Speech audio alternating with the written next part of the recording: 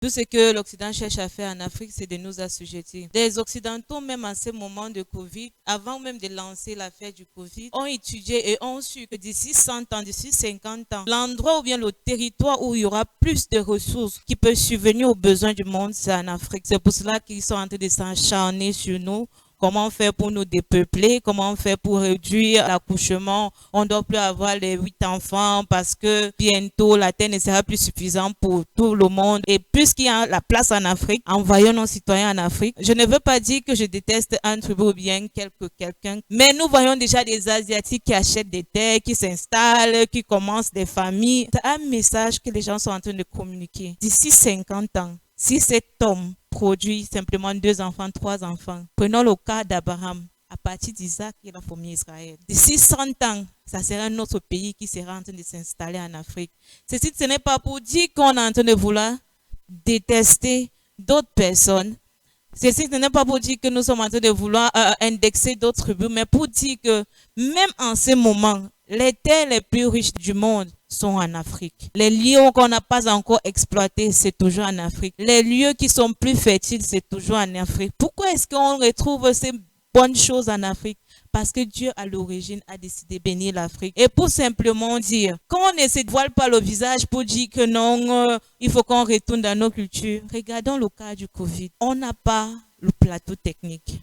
On n'a pas les capacités qui nous protègent. Le Dieu Tout-Puissant. On ne peut pas dire qu'on n'a jamais entré en contact avec ces virus. Mais qui est en train de prendre notre défense? C'est le Dieu Tout-Puissant. C'est pour dire que Dieu a un amour infiniment grand concernant l'Afrique, concernant les Africains. Et Dieu nous a tant aimés de telle sorte que ce qui peut tuer les autres ne nous tue pas. Même le soleil qui tue les Blancs ne nous tue pas.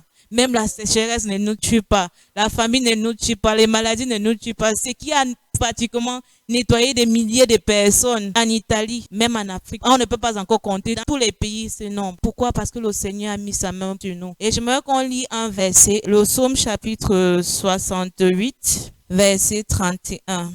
Dans la version française, c'est des grands qui viennent de l'Égypte. Dans la version anglaise, c'est des princes viennent de l'Égypte. Ça veut dire qu'il y a la royauté encore en Égypte. Et quand la Bible parle que de l'utopie, les gens viennent de l'utopie, les bras tendus, c'est la position des sacrificateurs. C'est la position des prêtres qui élèvent la main devant Dieu pour demander le pardon de Dieu, pour implorer la grâce de Dieu. C'est le mouvement que nous devons faire maintenant. C'est de retourner à notre étape des princes et des sacrificateurs. C'est pour cela que Jésus a dit qu'il a fait de nous une race élue, un royaume des sacrificateurs.